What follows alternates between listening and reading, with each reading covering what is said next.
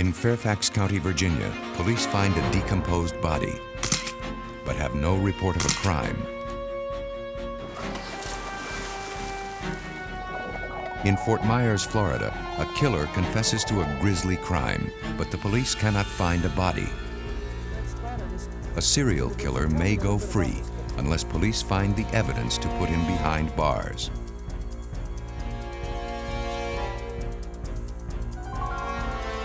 In each case, forensic scientists must find proof of the crime in the bones of the murder victim, using scientific studies of human decay to find out when the victim died so the killer may be traced, hoping to prove there is no perfect crime, that dead men do talk.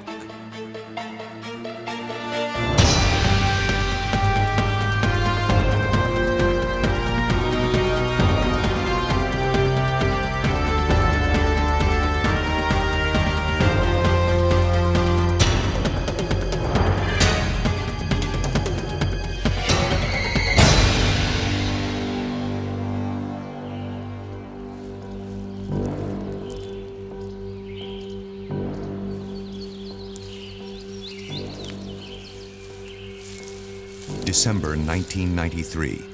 In a wooded area near Washington, D.C., a surveyor has made a gruesome discovery. While mapping out a new suburb in the Virginia countryside, he has stumbled on a body buried in a shallow grave.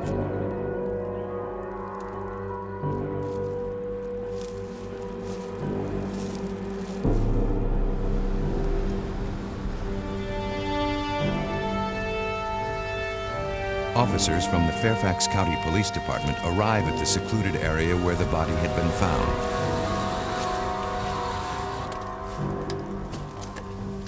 The first homicide detective on the scene is Detective Jerry Farrell. How you doing, Officer Gregory? What do you got? There's a human skull right over here. Okay. Let's take a look.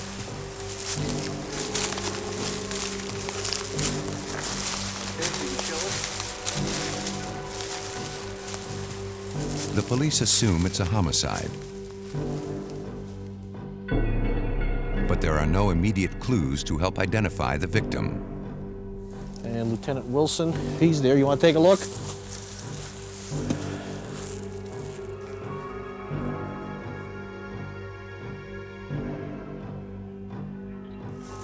What you're going to need is start mapping out the area. Secure this area here, and then we're going to need at least 50-foot area perimeter set up around this one. Yes, sir. The team of investigators will search a wide area. Scavengers have dragged parts of the body away.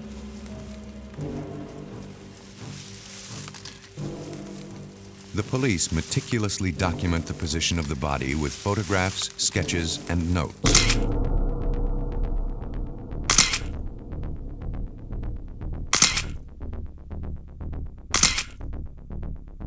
Detective Dennis Wilson heads the cold case squad, investigating crimes where the trail of evidence has gone cold. In such cases, every clue, every piece of evidence, no matter how small, may be the key to solving the crime. Involved in the murders of a couple of prostitutes in an adjoining county who've been... How many core samples do you From think we're bits going of to need? clothing and hair, detectives Wilson and Farrell are fairly sure the victim is a woman. Since decomposition often leaves fatty residues, the officers take soil samples near the body. Chemical analysis could help determine when the victim was buried. Well, you only have one chance at a crime scene, and you have to do it right the first time. So you slow things down at that point. There's no hurry. The body's obviously been there for some time.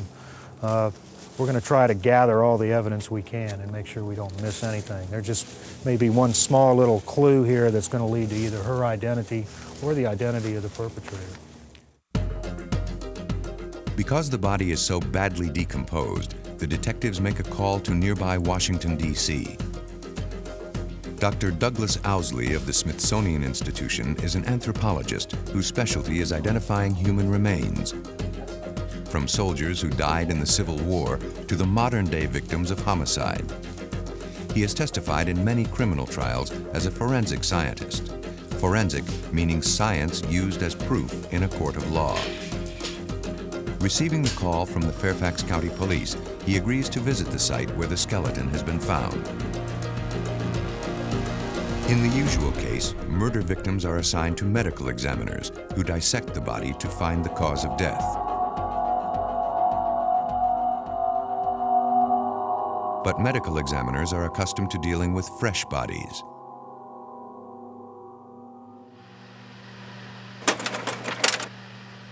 Here, only bones are left to tell the tale, requiring the special skills of the anthropologist. It takes 3 days of careful excavation to take the body from the ground.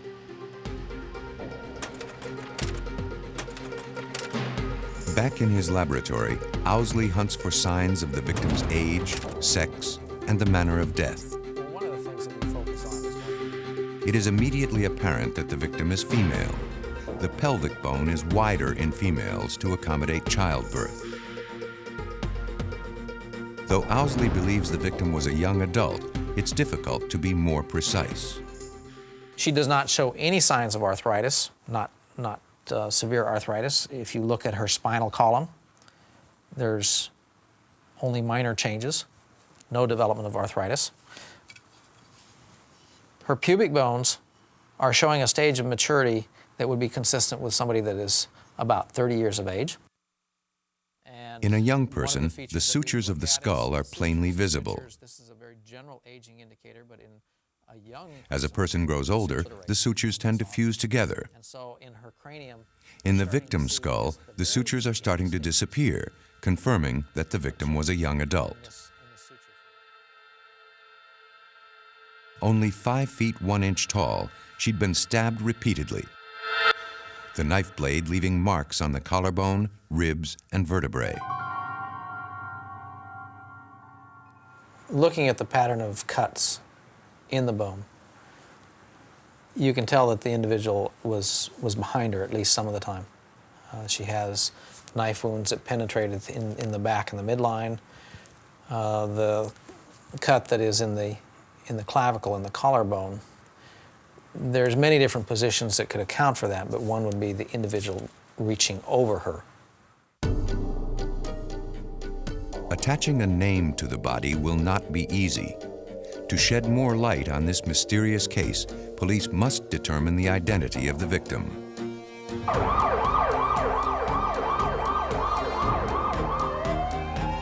In Fort Myers, Florida, police will have the opposite problem. A crime without a body. 911, what is your emergency? Yeah. Okay, one moment, sir. Betty, I have a man on the phone advised he just murdered someone. In a police communication center in Fort Myers, Florida, a 911 call will lead to the discovery of a grisly crime dating to 1989. 911, what is your emergency? I'd like to report a homicide on Piney Road. Murder, where did it happen? I'm only calling in because I should confess to what I did. And you did it? Yeah. Okay. The caller reports a murder he has recently committed. Why did you do that? I don't know. That's normal everything. He says he's thought of turning himself in, but hasn't decided Why yet. turn yourself in? Something I'm thinking about it. All right, are you going to wait there for us? The 911 call is traced to a shopping center phone booth. The operator tries to keep the killer on the line, while a message goes out to police units in the area. Lake County 211 1065, a possible signal 5 at Coral Gate Shopping Center. Orange Grove and Pondella. Orange Grove and Pondella. Officer Paul Rose monitors the call and finds no one at the shopping center phone booth where the call originated. But less than a mile from the shopping center, he has spotted a possible suspect.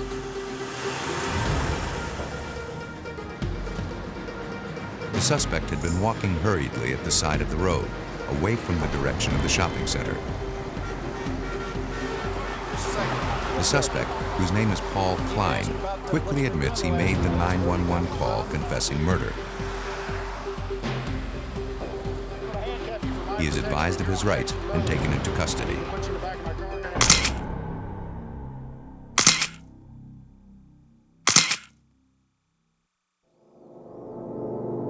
The previous night, he'd broken into a house and strangled an elderly woman on the couch where she lay.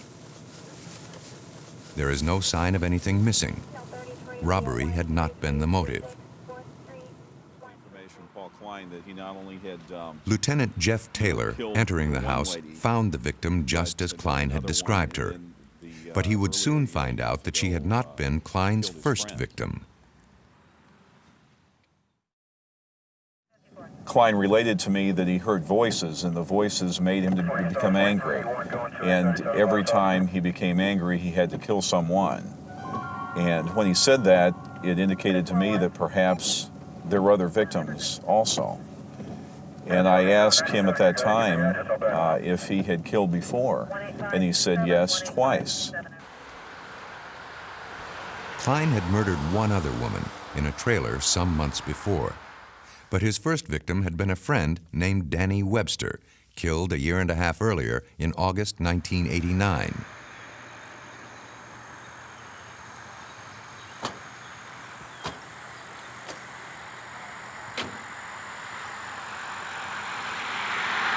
Luring Webster into a field to look for aluminum cans, Klene had beaten him to death with a lead pipe. A crime scene search unit scours the area where the killing allegedly occurred. Here you go, I got something over here. Oh yeah? What is it? Work boot. Does it look like it's been there a while, or? We had information that we believed at the time that the crime was committed, the original act of the homicide was committed in this field. So what we did a grid search of this whole field, and upon doing that, we located a shoe. It's early to tell right now if it actually belongs to the victim, but we believe there's a good possibility that it does. Therefore, once we found the shoe, we have to treat it as evidence.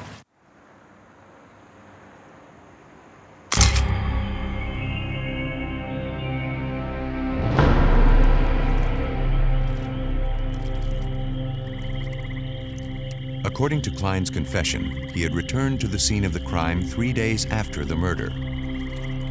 Arriving at night to avoid detection, he swam with the body to a marshy swamp island, where he dismembered the corpse with an axe and a paring knife.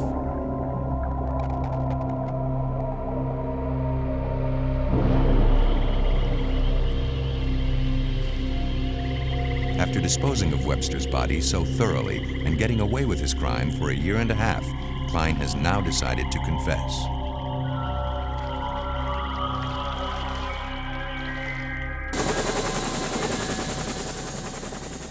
The crime scene search officers find a small piece of bone, photographed exactly where it is found. But they will not find a body.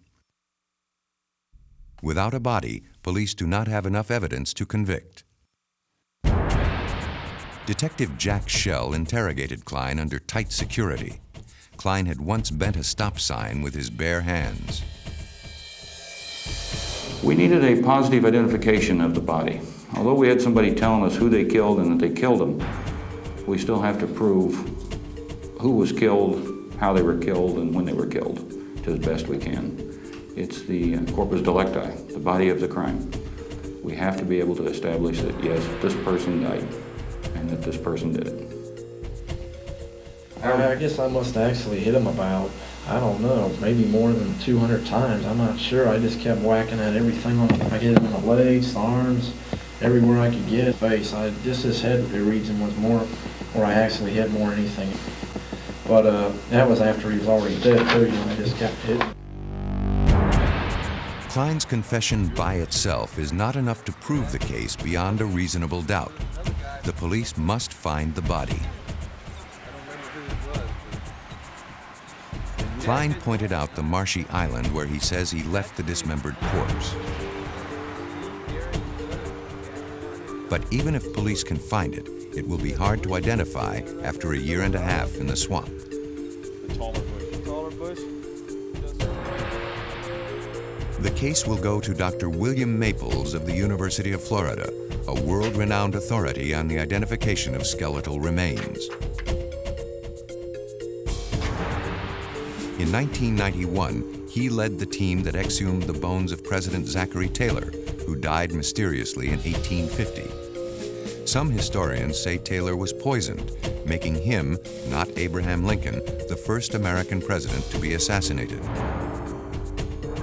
After testing the dead president's hair and fingernails for poison, Dr. Maples laid the body and the assassin theories to rest. In the case of Paul Klene, it is immediately clear to Maples he is dealing with a possible psychopath totally unaffected by death. Well, bodies in Florida tend to bloat very rapidly. Florida is known for its sunshine and good weather, especially in the area of Fort Myers where this took place. So the first thing that our killer attempted to use was a paring knife. It is very flexible, it is light, it may be sharp, it may be serrated, and may be very, very effective sometimes in cutting up bones. The so-called Ginsu steak knife is amazingly flexible and yet will go right through bone if it's properly used. So our killer sticks the knife into this bloated body and outpours all over him yellow and green discharge, foul-smelling fluid. This is enough to really disturb anyone, even if they weren't disturbed to start with. But the killer's use of a paring knife may be the key to identifying the victim's remains and corroborating Klene's confession. If we take a paring knife and rub along a stick or a bone, or whatever the case might be, you notice that the blade jumps and chatters. This chatter produces an interrupted type of cutting on the bone surface. And we look for this evidence of chattering, and that tells us how flexible or inflexible the blade is. On the other hand, if we take a good heavy-bladed sharp knife and cut on the bone, it doesn't chatter, it simply shaves the bone. And this is evidence of a heavier, less flexible blade.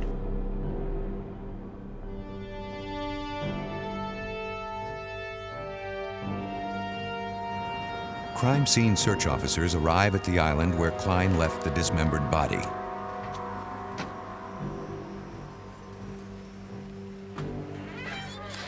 If they can find bones that were sliced with a paring knife, they'll have strong proof that Klene's confession is real. Hey, Chris. What are you doing? We're gonna earn this one. What? We're gonna earn this one. Klene was to have accompanied the officers himself, but in the boat going over to the island, he'd been much too excited at the prospect of seeing his victim's remains. For their own safety, the officers decided to search without Klene's assistance. It's a serious mission, for unlike his other crimes, the murder of Danny Webster was vicious enough to send Klene to Florida's electric chair, or else prove beyond all doubt he's a dangerous psychopath to be put away indefinitely. He seemed like a normal person. You didn't notice any psychological problems or anything, but the more it went on and the more I realized he was telling me the truth and that these gory facts he was telling me really did happen, then I'm beginning to think, you know, we got a real weirdo here that can do this and talk about it so calmly and so intelligently. Klene had a nickname he didn't like. Because his arms extended out from his body as he walked, kids made fun of him, calling him Popeye. What I did is, He'd killed Danny Webster for calling him names, repeating time after time it was because Webster had harassed him. How are you feeling? I'm feeling pretty good. Everything's all right. I just have to go ahead and, I don't know, I think I feel almost a little dizzy for that matter. I have to eat a little bit of something, take my medication. Is that person in the march Danny Webster? Yes, ma'am. Yep, that's him. All right, that was him. Why did you kill him? He was always being cruel and, I don't know, calling me names and stuff, and I decided to go from there. Okay? Watch your head, Dave. Hey, thank you, ma'am. I appreciate everything. Watch your head.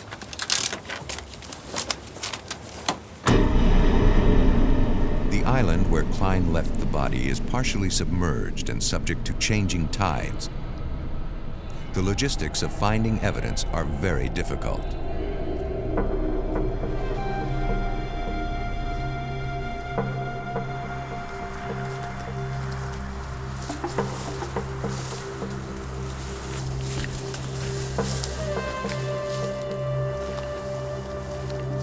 Finally, more bones are found.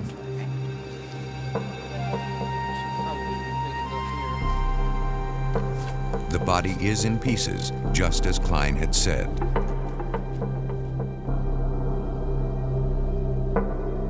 I asked him, how did you take this body apart? I believe his response was just like I always do.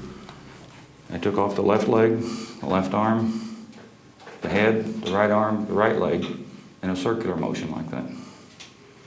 And he had used a hatchet, axe.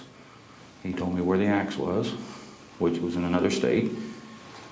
Him and his father had went to their home in another state and left it there before he came back. Pieces of bone found on the marshy island are sent to the FBI for examination. The FBI confirms that the bones show evidence of hatchet trauma.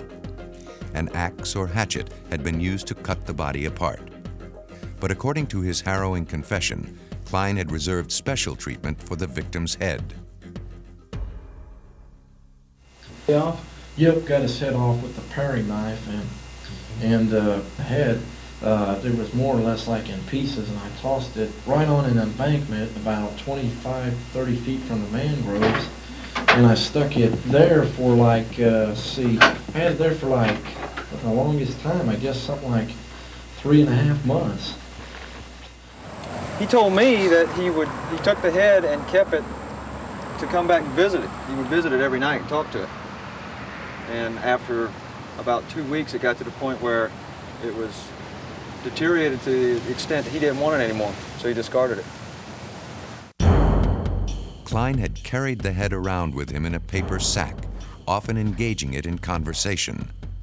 Spotting a police car on one occasion, he panicked and threw the head into a waterway, but he could not remember where. A police dive team searches the area where Klene may have discarded Danny Webster's skull.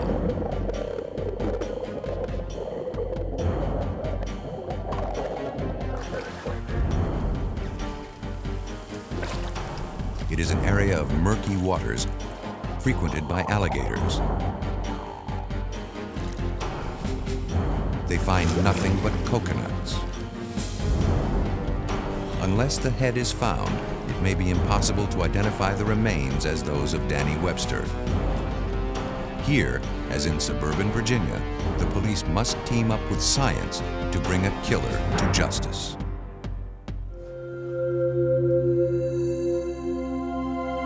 At the Museum of Natural History in Washington, D.C., tourists gaze at the wonders of the natural world.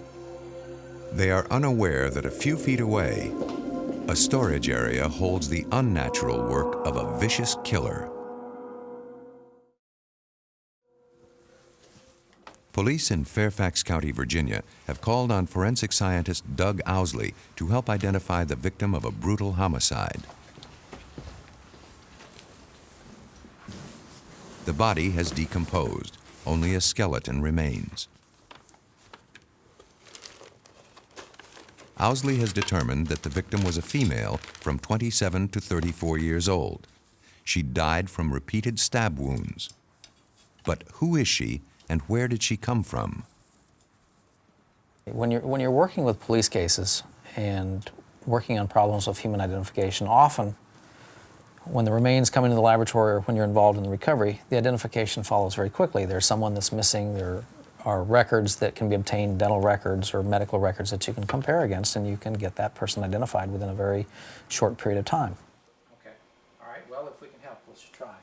But police in Fairfax County have found no immediate links to a missing person. What's your phone number? Owsley will need every piece of evidence he can find to produce a life history of the victim, to be matched, hopefully, with someone who disappeared as many as 6 years before.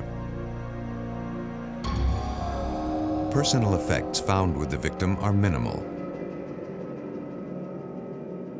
An inexpensive hair clip, a hair pick. Her blue jeans had rotted away. Her synthetic underwear remained. Lightweight sandals indicate that the crime was committed in warm weather.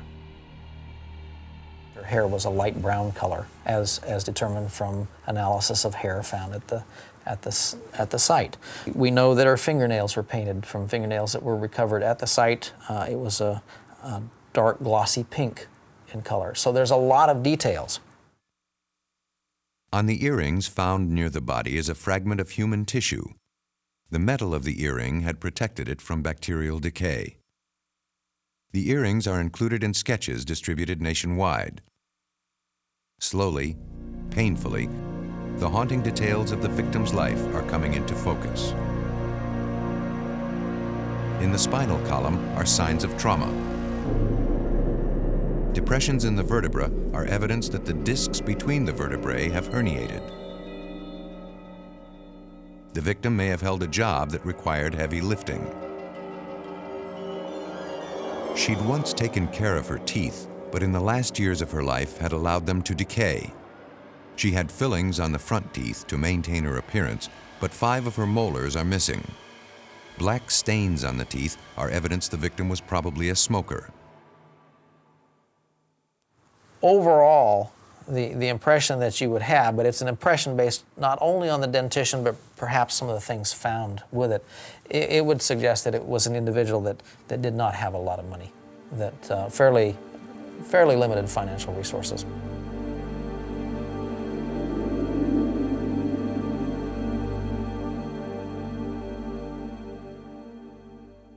The information gleaned by Owsley is passed on to the Fairfax County Police Department, where Detective Bruce Guth heads the homicide branch. In our jurisdiction, many of the murders are committed by people who know the victim.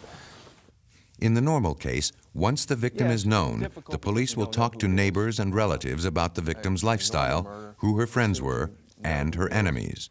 A chain of evidence often will lead to the guilty party. In this case, we don't know the identity, so it makes it difficult to really go much further till we know who it is.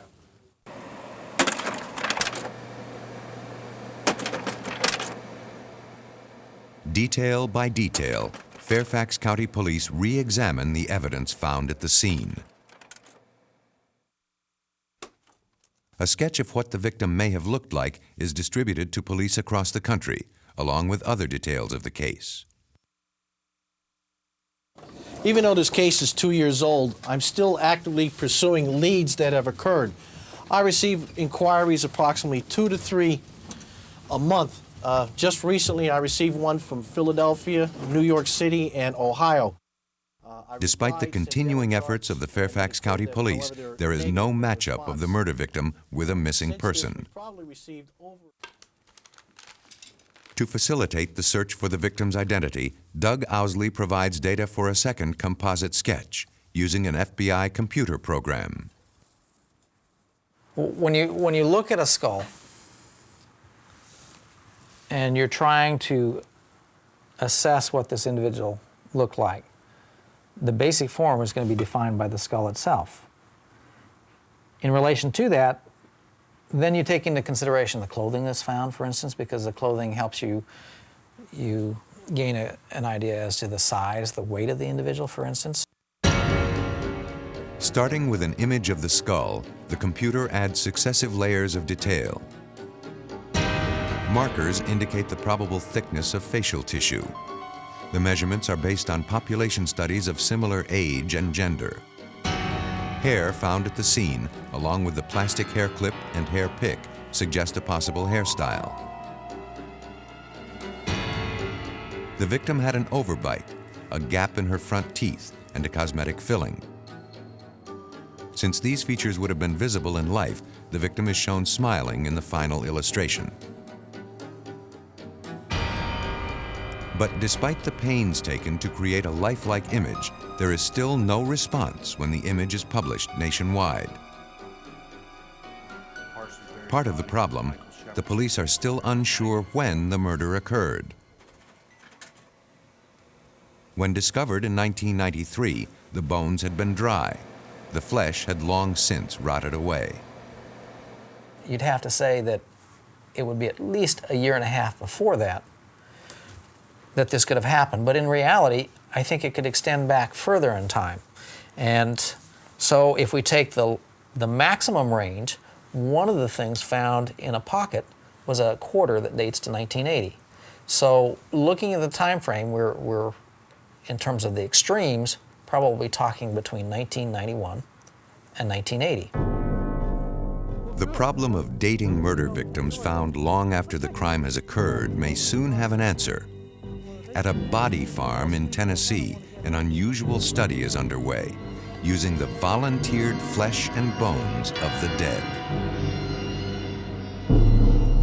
In Fairfax County, Virginia, police continue their search for clues to identify a woman found in the Washington suburbs. In Fort Myers, Florida, a confessed serial killer has led police to a headless body, barely identifiable as human. In both cases, work done at the Tennessee Anthropology Research Facility, or TARF, will prove invaluable. Its director is Dr. William Bass, a forensic anthropologist at the University of Tennessee in Knoxville. His expertise is the human skeleton. An individual who'd been dead about 10 days found out on the edge of the railroad. When a person is recently dead, morphological features such as prints on the fingers and palms can help with identification. When these features are gone and only the bones remain, the case is one for forensic anthropology. Bass's facility receives on average 1 body a week for identification. Parts of Tennessee have become a dumping ground for murder victims. We don't think of the interstates as being avenues of crime, but they're absolute avenues of crime. So you can kidnap somebody in Chicago. You can come down I-75, which comes down through Cincinnati, through Lexington, Kentucky, into Tennessee. The first real area that you get to on I-75 going toward Florida that is really rural is Tennessee. And we get a lot of bodies thrown out there. With so many bodies, Bass has invented a boxing system for storage. Every skeleton gets his own box. You want to box them because if you don't, they will get lost, they will get dirty.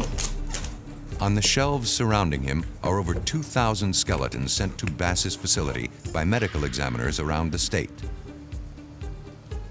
With the help of graduate students, Bass assists the police in determining the sex, race, and other identifying characteristics of unclaimed bodies. But in doing his work, Bass became acutely aware there were no reliable statistics on rates of human decay.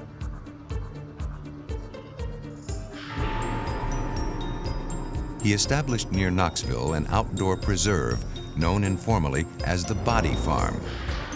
Here, he has planted not living things, but dead.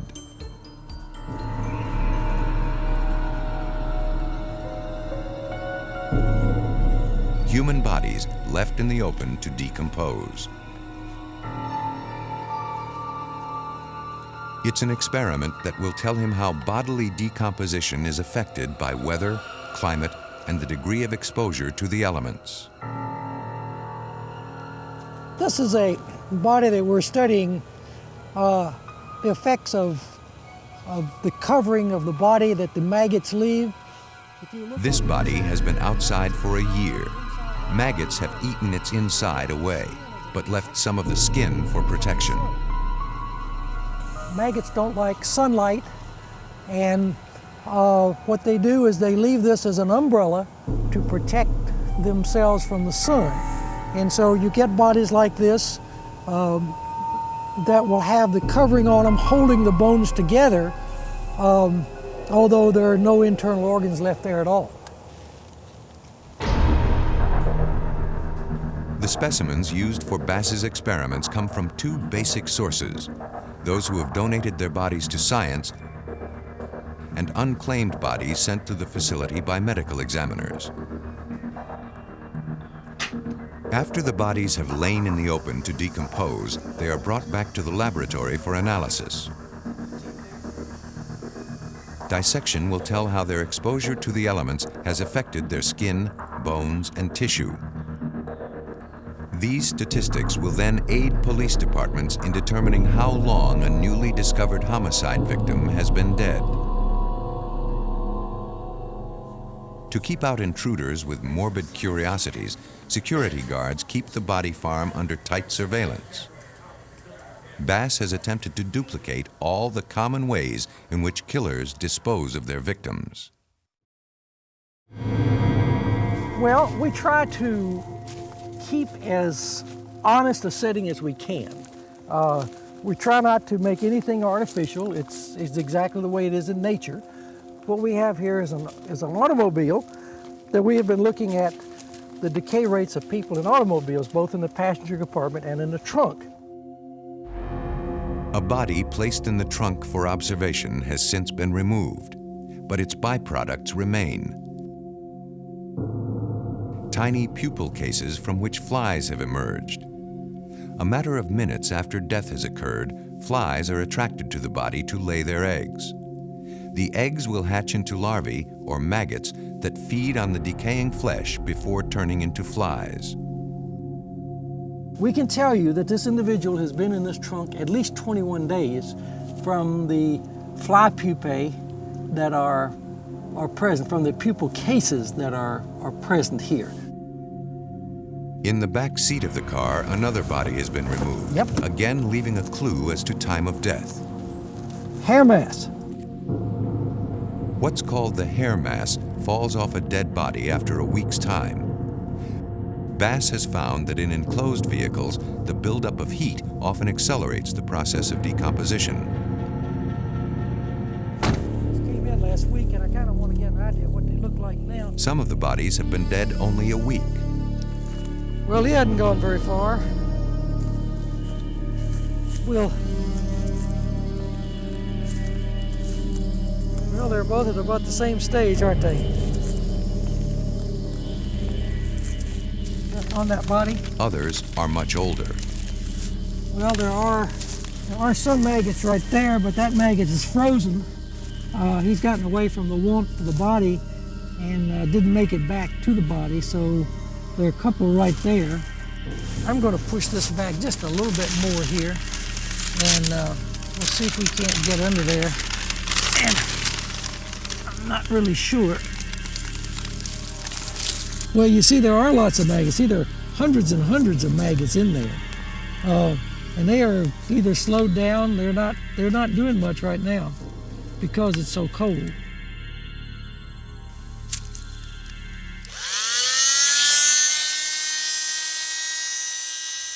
Each month, Bass sends bone and hair samples to the FBI for analysis. The samples come from a number of different specimens in a variety of locales within the farm. The FBI will study how time, exposure to the elements, and the environment in which a body is found may alter its DNA. You can do DNA analysis on the maggots, and they will produce the same DNA. If the individual has been on drugs, the maggots will pick up those drugs. You can tell from analysis of the maggot. Also, the volatile fatty acids, which are the goo that you see there, those are what are called the volatile fatty acids that leach out of bodies. Now, we have been able to take this material and analyze that and determine the length of time since death up to about 2 years. In other parts of the facility, bodies lie in coffins above ground. Drainage tubes allow the testing of fluids and air samples without opening the coffin lid. This is Nearby, bodies are part buried in coffins 6 feet underground, with a culvert allowing access. Here, Bass and his associates study how subterranean burial affects the rate of decay. Since killers have been known to dismember their victims and scatter them around, another area is set aside for body parts. It is not always an exact science, but Dr. Bass's work, the first of its kind, will help the police with murder victims found long after the crime.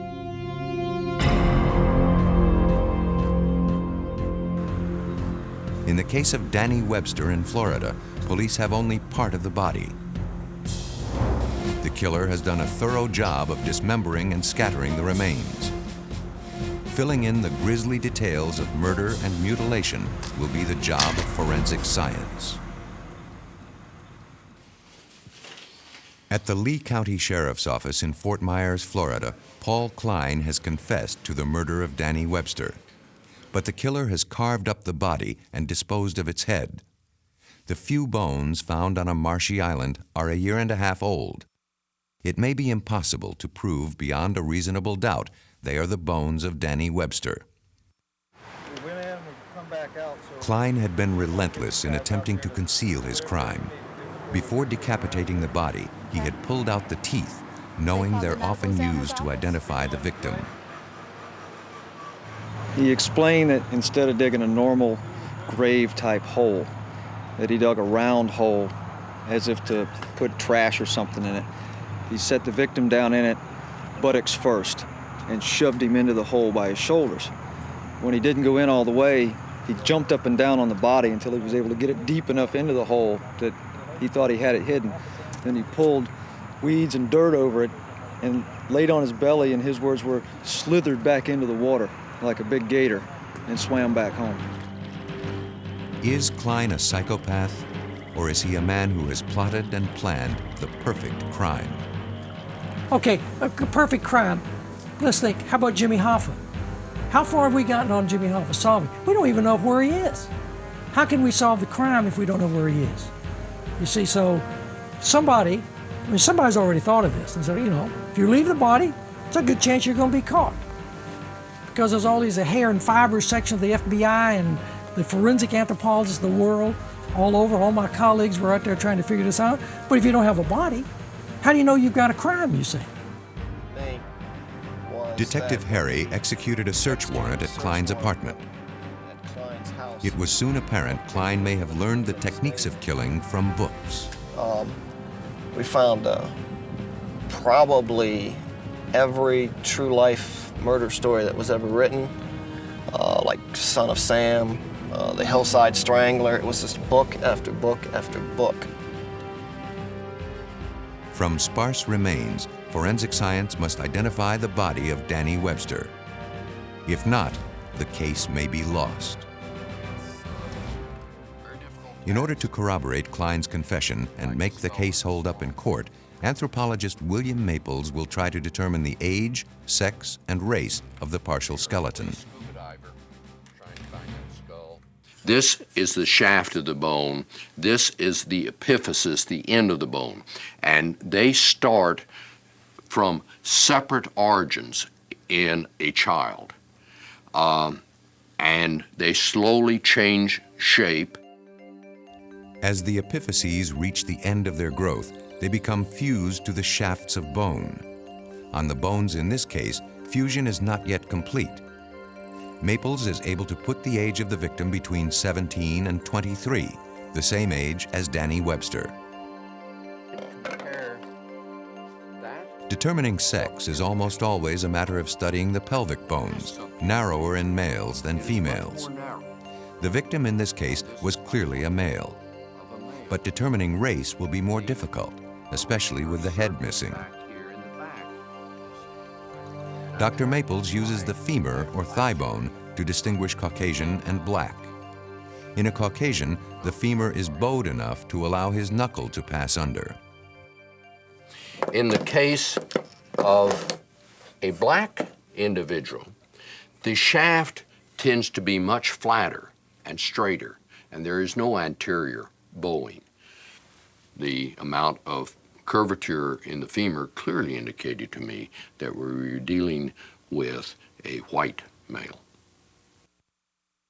Finally, Maples examines the bones for evidence of the chatter marks that a paring knife would leave if used to dismember the body. Killers, by and large, aren't stupid enough to use paring knives, so we don't have a lot of evidence of that. But the results are positive.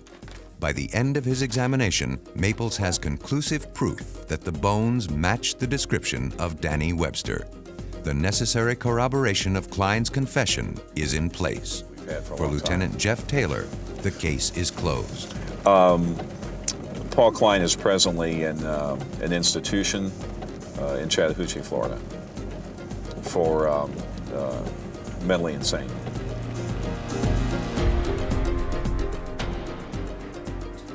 But in Fairfax County, Virginia, police have a tougher problem. A murder victim remains unidentified. A killer may go undetected, free to kill again.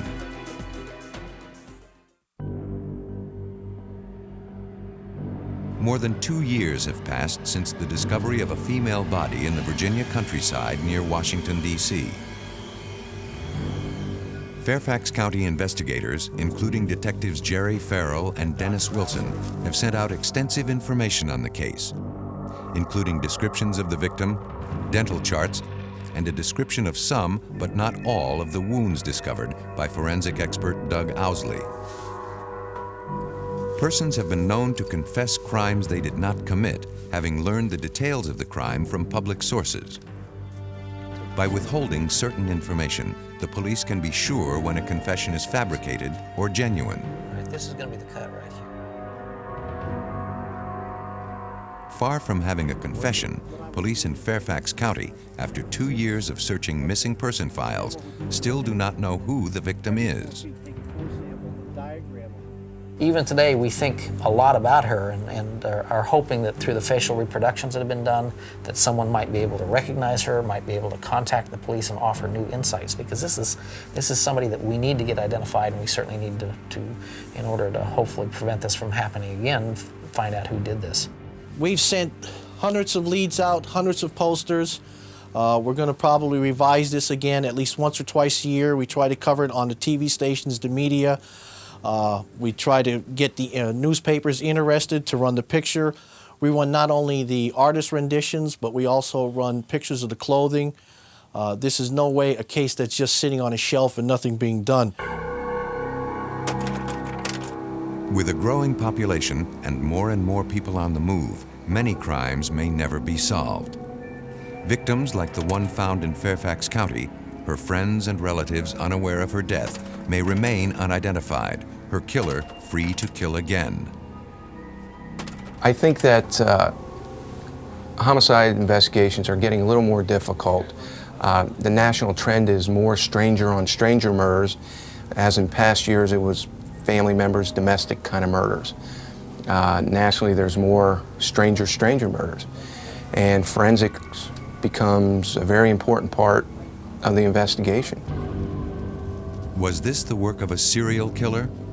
Doug Owsley believes not. The body was buried in haste, the killer lacking the tools to dismember it so it would never be found. Serial killers, like Florida's Paul Klene, are far more efficient.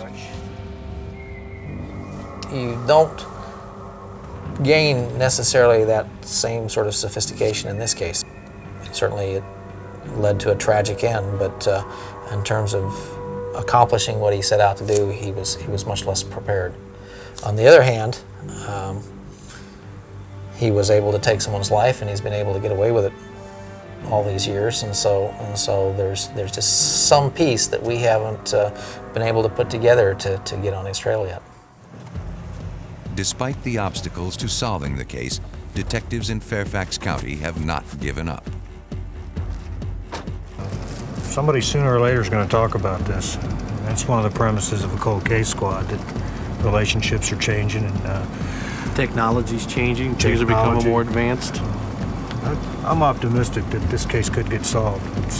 We keep working at it, chipping away at it. Eventually, it's gonna unfold.